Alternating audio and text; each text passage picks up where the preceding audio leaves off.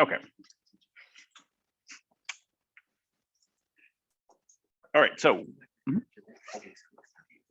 yeah, I got it ready. You can go to the back. Okay, so this one here, we finished it. Like I said, we finished it. This answer that I have boxed here is completely fine. There's nothing wrong with it. But like I said, most of the time you guys see these on tests, they will be multiple choice.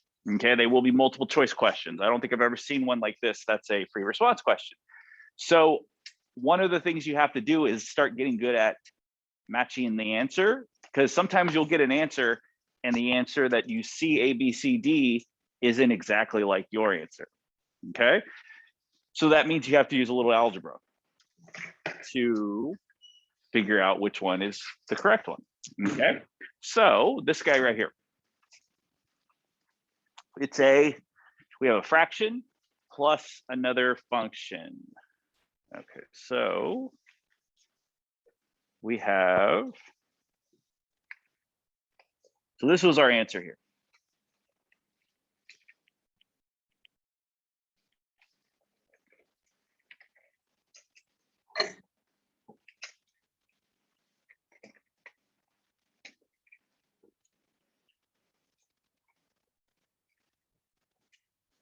Okay, that was our answer. Okay, so if we needed to combine them, because there's a plus sign in the middle, right? It's two terms. Right now it's two terms. Right now it's one term here joined together by the plus sign. So if we needed to combine them, this is what we would do. Well, anytime we need to combine or add, right? In this case, add common denominators or fractions, we need a common denominator, right? So this guy doesn't have a denominator. So if it doesn't have a denominator, what is its denominator? Positive 1. Okay. So right now, this guy has a square root of 2x minus 3.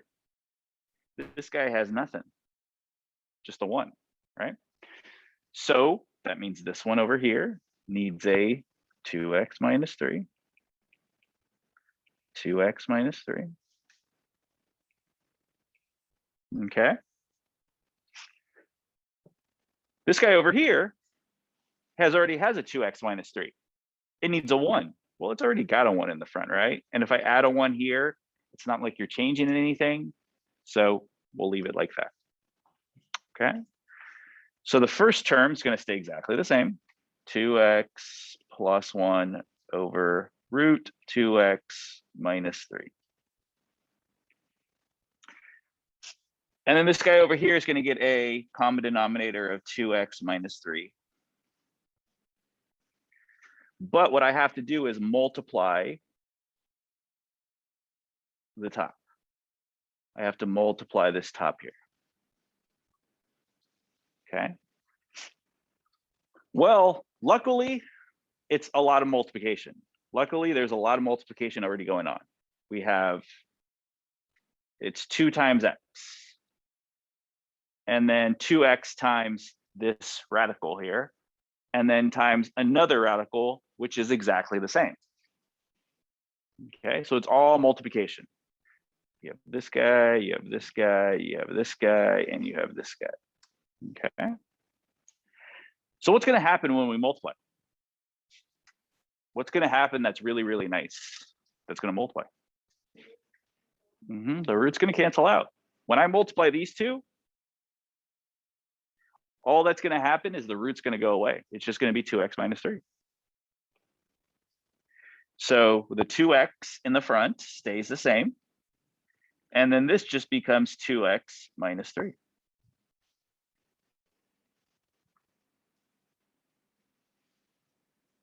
Oops. Okay, because 2x minus 3 is a term, so that's got to be in parentheses. So now what we got to do is distribute the 2x here and here.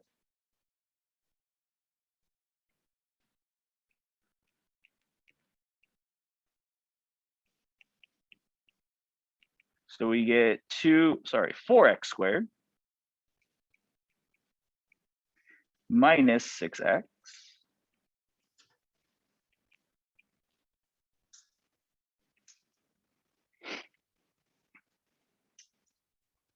And since they already have a common denominator, we can just add the top. So you have an x squared plus a 4x squared, which makes a 5x squared.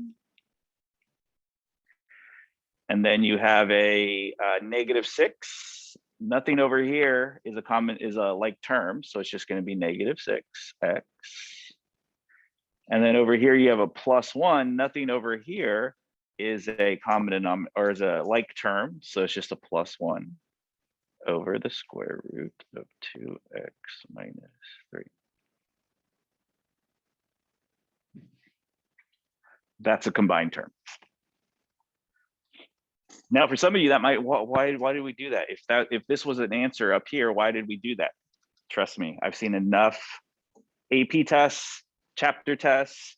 I've seen enough of these tests where I get students who give me this answer here. They're like, Mr. Flores, I got this answer here. And I'm like, okay, choose an answer, A, B, C, D. But it doesn't match. And then I have to give one of these. Because it's a test, I can't do anything, right? I can't do anything, it's a test. You have to use your algebra skills, right? What we did after this had nothing to do with calculus. This stuff right here, this has nothing to do with calculus. This is math 3 stuff. What you get in math 3, common denominators, combining like terms, distributive property, right? Has nothing to do with calculus. I can't help, okay? So anytime I can do that, I will help, okay? But like I said, on test day, I can't. So that's why I wanted to show you that. So it just depends on what, go until they match. If you get an answer and it matches, boom, you're done. But if it doesn't, you got to keep going, okay? Okay, so one more problem. We're gonna do one more problem today, and then I'm gonna let you guys do some practice on your own, okay? So we'll do this problem, then we'll call it for the notes today. Okay, so, oops, what happened? Oops, someone's trying to, yep. Someone was trying to log on to mine. So we gotta find derivative. That's the directions are find g prime of t.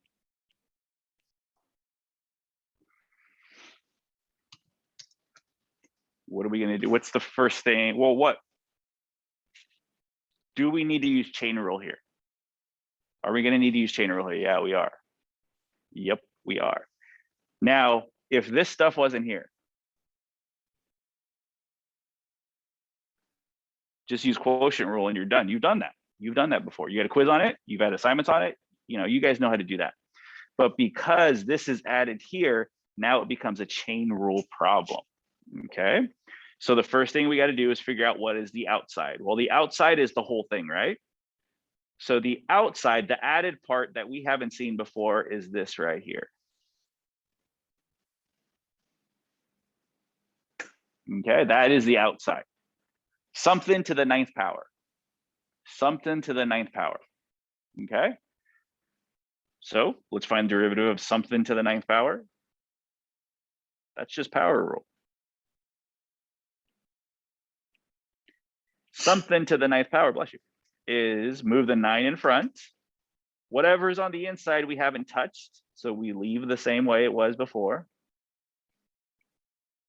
Subtract 1 power, we're done with the outside.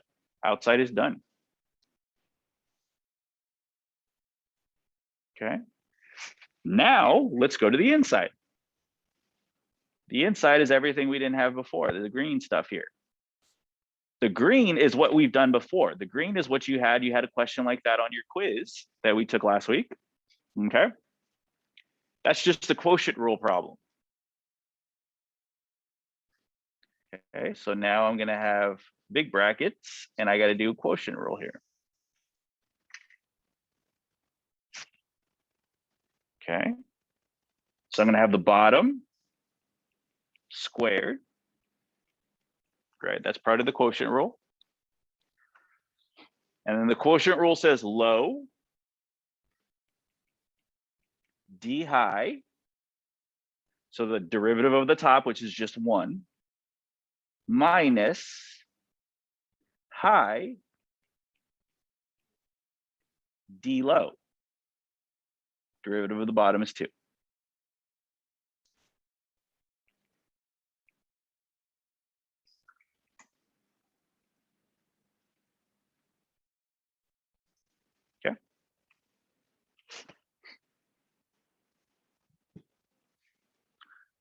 We gotta clean it up. Okay, we have some distributive property, or we have some definitely within the brackets. Definitely within the brackets here, I can clean it up. Right, I can do distributive property here. I can do distributive property here. I can combine some like terms. Okay, so 9 times this fraction. And then inside, I'm going to do distributive property. So if I distribute the 1, that's not going to change anything. So I'm going to have a 2t plus 1 minus. But over here, I'm going to distribute the 2.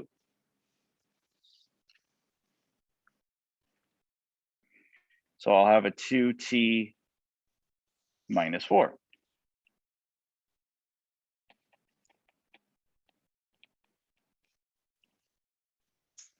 Okay.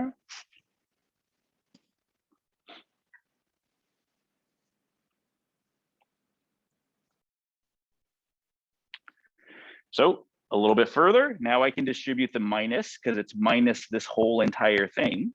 So once I do that, then I can start combining some like terms. So I get 9 t minus 2, 2t plus 1.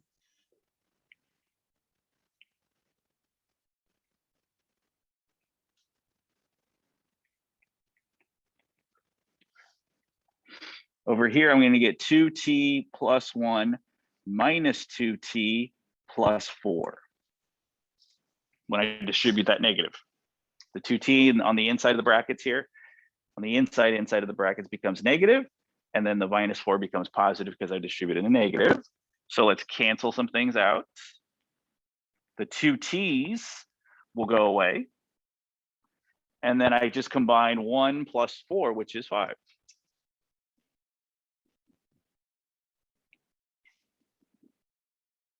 Here, let me move down here.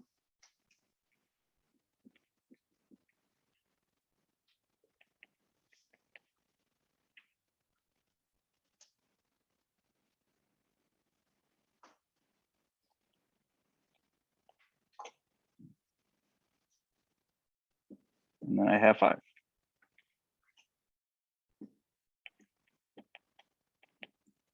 Okay.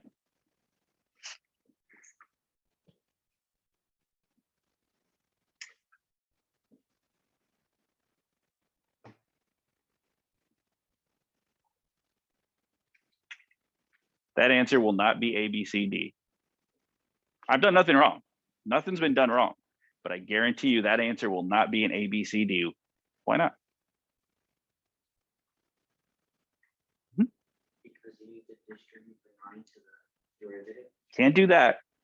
Can't do that because this is a 8. If it was a 1, the derivative, where's the derivative? Yeah, well, this whole thing's a derivative. See this whole thing is a derivative. That's one of the things. That's one of the things. Yep, definitely that. I got you. Yeah, that's one of the things. Definitely. This 9 times the 5 here, definitely 45. That's one of them. What's another thing?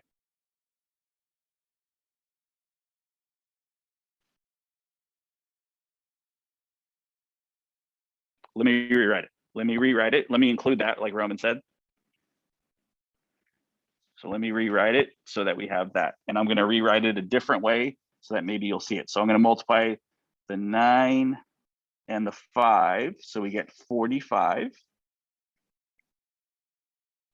over 2t plus 1 to the 2nd power. And then instead of all of it to the 8th power, I'm going to write it like this.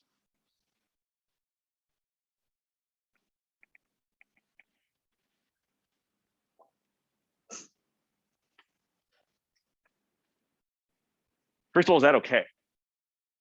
Did I do anything that's mathematically not correct?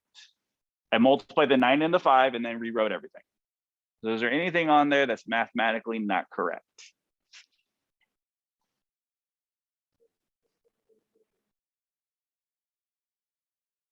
Subtracted the what? Say it again.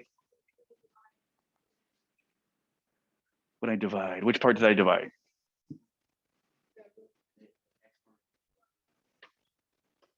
These exponents here, right? You're saying these exponents here? No, the only time they can cancel out when I have exactly the same thing. If I have exactly, like if I had a t minus 2 here and here, definitely I could do that. But they have to be the same exact thing. 2t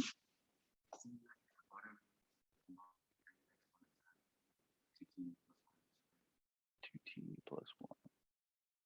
So which one, this one or both? Which one? There you go. That's what I was looking for right here. See, if you see it like this, it's kind of hard to see. But I wrote it like this on purpose because now you can kind of see it. These are exactly the same. So kind of like what Danya was saying with these guys here, can I cancel these out? No, you can't, because these aren't the same, right? These bases aren't the same. But what Sebastian said is okay. I can do this. I can add these two guys together because those bases are exactly the same. So this is the answer you will see on a multiple choice if this was a multiple choice question. And I think it was a multiple choice question that I took, just didn't put the multiple choice answers because I've seen this before. I put this on there on purpose. This is the answer that was on there. Okay. I would get tons of students that could get here. They even multiplied the 5 and the 9. They did that. They've got 45. So they would get 45 here, and then this would be, you know, nothing here. But then they would stop and they'd be like, Mr. Flores, it doesn't match. I think you did this wrong. I think there's an error on the test. I get that a lot. There's an error on the test. And I would look at it and I would do the problem like this. And I would be like, no, there's no error. Right? That ability, that's one of the reasons why you had your summer assignment, was that ability to reduce and simplify is huge in calculus. It's just as important as the actual calculus, right? I teach you the calculus, so I'm not worried about that. What I'm worried about is this stuff here, right? This stuff here, so that you can, people think, oh, multiple choice tests are easier. Multiple choice tests are easier tests. Some of the hardest tests you'll ever take, me too, that I've taken are multiple choice tests because of reasons like this. You do it right, but it doesn't match. What did I do wrong? Nothing, you just have to keep going. Or there's two answers that look very similar, right? And you have to discriminate between which one's right and which one's more right, right? So just be careful with that when you're doing, when you're practicing with multiple choice. Okay. All right, so we're gonna pause right there. We're not done with the notes, but we're gonna pause for today because I want to give you some time to work on an assignment, some practice on your own. Okay. So grab your desk number Chromebook and then take out a piece of clean sheet of paper, scratch paper that's not in your notebooks. I have some paper if you need some.